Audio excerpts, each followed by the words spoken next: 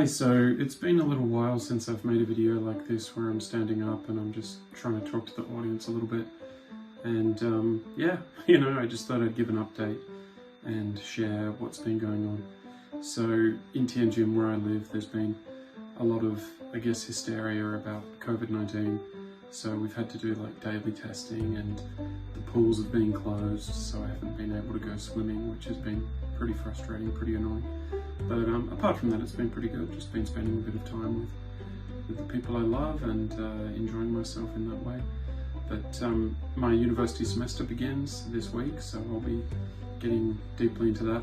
And what I wanted to talk about was just like, I guess, China burnout, because it's something that people do suffer from. So I just want to explain my own journey in terms of China burnout, and maybe if you're one of those people, you can kind of get some solace from what I'm saying. I'm not going to stand here and pretend that I'm some kind of prophet or somebody who can necessarily, I know there's so many people on YouTube that are always presenting themselves as prophets or something like that, but I just want to talk about my own situation in a very humble way, in a very realistic way, and hopefully that connects with someone, it connects with some people in my audience. So the last few years, the COVID years have been really tough, and it's also like, I guess, my age as well. Like I'm sort of like middle-aged, nearly, like I'm kind of not young, but I'm not old. It's like that kind of thing, and it makes you think about like what the future is, and it's very important for me to remember that I would be having these thoughts if I was in China or I was in Timbuktu or I was in Argentina or anywhere. These are just thoughts that naturally occur, I think, at this stage of life.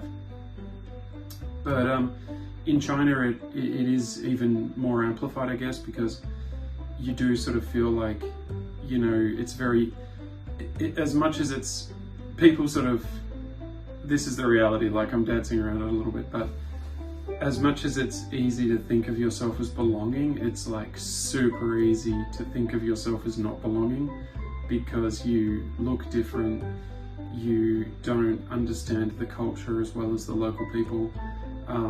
Maybe some people can speak and I can listen to them a little bit and understand what they're saying if they keep to like a certain range of topics, but if they begin to talk about more abstract things, there's just no way that I'm going to understand what they're talking about.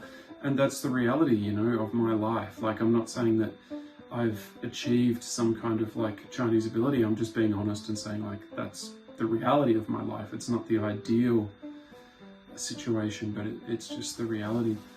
And yeah, and all of these things contribute to this kind of malaise where you can sort of feel like a little bit burned out. And I think that for many people in China, 10 years is that tipping point where they sort of, even without COVID, even like taking away the age dynamics of it, like I could be 30, I feel like 10 years is the time when people kind of come to this sort of thinking of just like examining, reflecting, is it the best place for me to be now, or is it the best place for me to be in the future?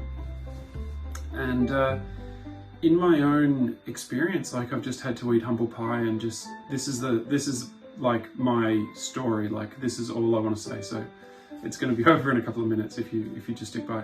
But my story is like, hey, in China I have a job. In China I have a wife. Now in Australia, I did have jobs before, but there were times when I didn't have a job. And there might be people looking at this going, aha, this guy, he's a loser. But it's just like, I guess, job security. Like, I have job security here, so that's a big one.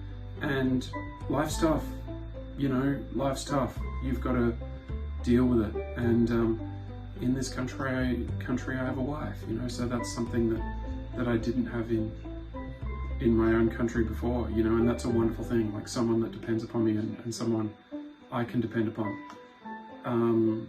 So these these things, it just makes you sort of like, you have to deal with it, you have to deal with it. And what I would say to anyone who's suffering burnout, like, either deal with it or just change it. Like, there's no middle ground, you're either dealing with it or you're changing it. And if you can't deal with it, change it. It's just that simple. So if you want to leave a comment below and let me know how you feel about this, that's cool. It's something, I guess, that people understand when they're long-time expats. I've definitely had moments where I just, there's nothing better, there's nothing I can think about except for like going to the airport or getting on a train or something like that.